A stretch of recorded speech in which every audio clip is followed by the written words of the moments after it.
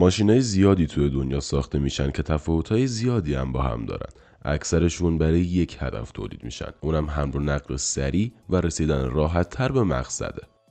اما این وسط یه سری ماشینا هم هستن که هدفهای دیگه‌ای از ساختشون وجود داره و برای کسایی ساخته میشن که به ماشینا علاقه دارن و صرفاً به عنوان یه وسیله‌ای که زندگیشون رو راحت تر میکنه ازش استفاده نمیکنن. تعداد این آدما کم نیست و همه جای دنیا هم پیدا میشن، پس مطمئناً انتظار نمیره چون همشون به ماشینا علاقه دارن یا اصطلاحاً ماشین بازن به یک نوع خاص از ماشینا علاقه داشته باشن. کمپانی‌ها هم برای اینکه بازار هدف خودشون رو بزرگتر کنن و قشر خاصی از خریدارا رو از دست ندن، کنار ماشینای خسته و عادی مثل SUV های هایبریدی که برای آدمای عادی تولید میکنن، همیشه سعی میکردن ماشینایی هم بسازن که ماشین بازا خوششون بیاد و بخوان بخرنش.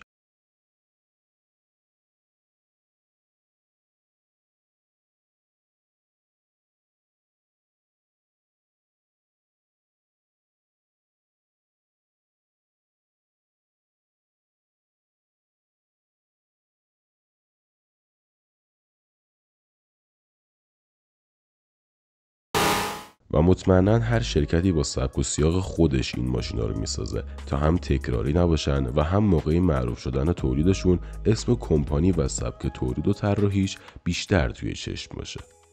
خب خیلی از این ماشینا تولید شدن و به موفقیت رسیدن و کلی طرفدار واسه خودشون جمع کردن و کم کم سبک‌های ماشین بازی به وجود اومدن. یکی از قدیمی ترین و به نظر من بهترین سبک‌های ماشین یا ماشین بازی ماشینای آمریکایی یا بهتره بگم ماسل کاره که همین ماسل کار هم انواع مختلف و زیادی داره که توی کانال کلی ویدیو ازشون هست. قبلا از شورلت ایمپالا، فورد ماستنگ، دوج چارجر و کلی ماسل کار دیگه توی کانال ویدیو آپلود شده و امروز نوبت این ماسل کار جذاب دیگه رسیده. این ویدیو تاریخچه تولید کامارو از روز تولید تا روز مرگشه. Camaro's all new, not part new. And it has a big car feel because it's lower. It has a wider stance than anything at its price. به لطف وجود فورد ماستنگ و محبوبیت زیادش کلی از ماشینای خفن دیگه مثل کامارو تولید شدن، چون اون زمان هر کمپانی آمریکایی سعی می‌کرد یه ماشین بسازه که از ماستنگ بهتر باشه و جاشو توی بازار بگیره. به همین خاطر هم شورلت توی سال 1967 از کامارو رونمایی کرد. Camaro, fiery new creation from Chevrolet.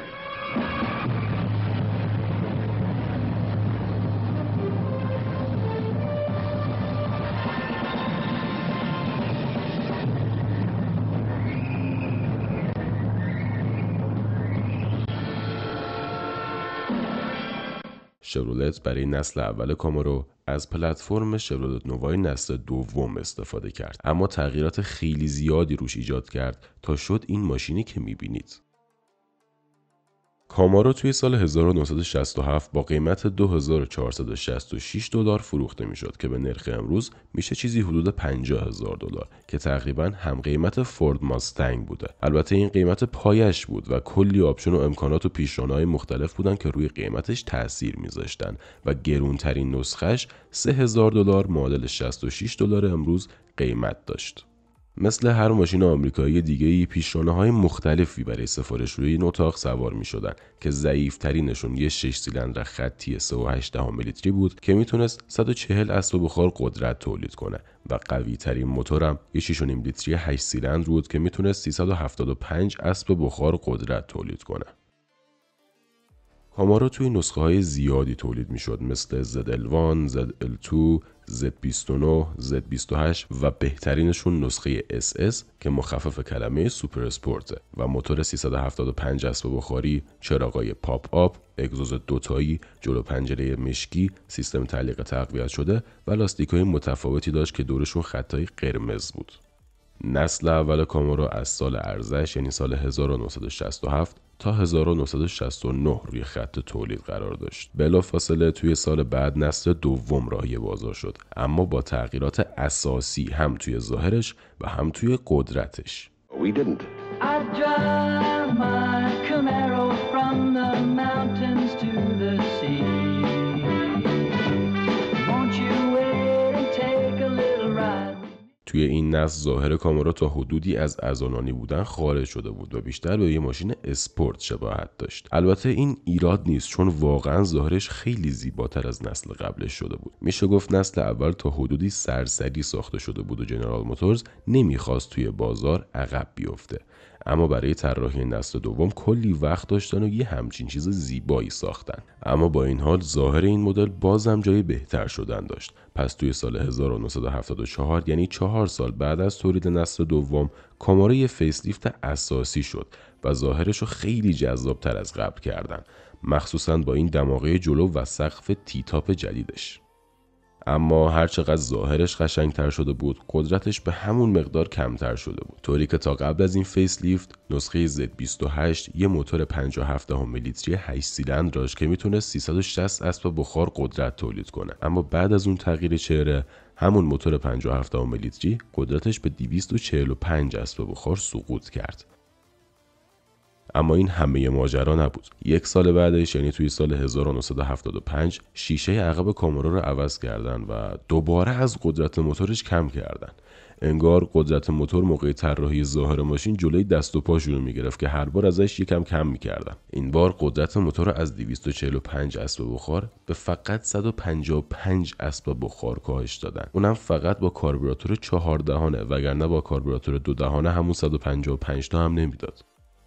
این نسل کامارو هم با همه تغییرات بزرگ و کوچیکش 11 سال روی خط تولید بود تا اینکه سال 1981 بازنشست شد و جا را برای کاماروهای ضعیف‌تر از خودش باز کرد. توی نسل دوم که همینطور قدرت کامارو رو کم کرده بودن، دیگه چه برسه به نسل سوم که با بحران نفت هم روبرو بود. این یعنی قرار بود ضعیف‌تر هم بشه، خیلی ضعیف‌تر. توی سال 1982 نسل سوم کامارو معرفی شد. اون سال قوی ترین موتور 8 سیلندرش فقط 145 اسب بخار قدرت تولید میکرد. اما این تازه اولشه. بین موتورهای قابل سفارش برای این اتاق یه موتور 2.5 لیتری وجود داشت که فقط 90 اسب بخار قدرت تولید میکرد. یعنی 20 اسب بخار بیشتر از پراید. این بلایی بود که بحران نفت سر خودروسازی آمریکا آورد. یعنی ماشینی که توی سال 1964 توی یه سری نسخه‌های خاصش بالای 400 اسب بخار قدرت داشت، حالا بعد از 2 دهه به زیر 100 اسب بخار رسیده بود. خب این موضوع مطمئناً تاثیر زیادی روی فروش کامارو گذاشت. به همین دلیل کمپانی توی سال 1984 یه موتور 5 لیتری به گزینه‌ها اضافه کرد که میتونست تا 215 اسب بخار قدرت تولید کنه و این قدرت تا حدودی طرفدارای کامارو رو امیدوار میکرد.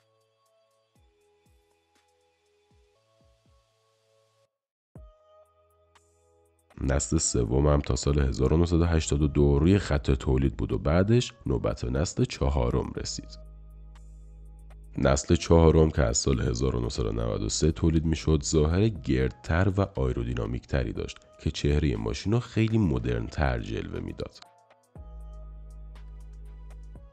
توی این نسل خوشبختانه کمتر موتورهای ضعیف دیده میشد، طوری که موتور 57 لیتری کامارو دوباره برگشته بود، اما این بار با رعایت قوانین محیط زیستی و آلودگی کمتر با قدرت 275 اسب بخاری که توی سال 1996 قدرتش رو به 285 اسب بخار افزایش دادن. توی این نسل نسخه SS بعد از مدت‌ها به کامارو برگشت و کامارو SS این نسل با موتور 320 اسب بخاری و لاستیک‌های پنتر و شتاب 0 تا 105 ثانیه‌ای تولید می‌شد. شتابی که توی اون زمان از اکثر ماشین‌های همرده خودش یا حتی سوپر اسپورت ها هم بیشتر بود.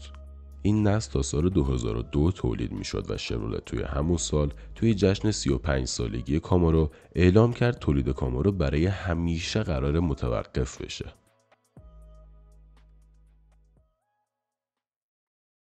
قرار بود کامارو دیگه کلاً تولید نشه، اما توی سال 2009 شورولت از یک کانسپت به عنوان نسل 5 کامارو رونمایی کرد که طراحیش از کامارو نسل اول الهام گرفته شده بود و ظاهر عضلانی تری داشت. این ماشین یک کانسپت بود و تولید انبوه نشده بود، اما به خاطر استقبال خیلی زیاد مردم شورولت تصمیم گرفت کامارو رو با این اتاق جدید زنده کنه. از اون موقع تا سال 2015 روز به روز کامارو بهتر و قوی‌تر شد و قدرتش به 500 اسب بخار رسید و توی سال 2016 نسل ششم کامارو رونمایی شد که تغییرات ظاهری خیلی زیادی نسبت به نسل قبلش نداشت، ولی قدرتش روز به روز بیشتر میشد تا رسید به کاماروی اکسورسیست و قدرت 1000 اسب بخاریش و نسخه‌های مختلفش هم تا سال 2024 تولید میشدن. اما اگه یادتون باشه توی شروع ویدیو گفتم قرار تاریخچه تولید تا مرگ کامارو رو ببینیم. اما کامارو قرار نیست دوباره تولیدش متوقف بشه. تولیدش ادامه داره، اما نه به عنوان کامارویی که ما میشناسیم. مثل اکثر ماشینای دیگه قراره برقی بشه و فقط اسم کامارو روش باشه که فروش بره و این به نظر من مرگ یک سری طول و دراز و با ابهت آمریکاییه.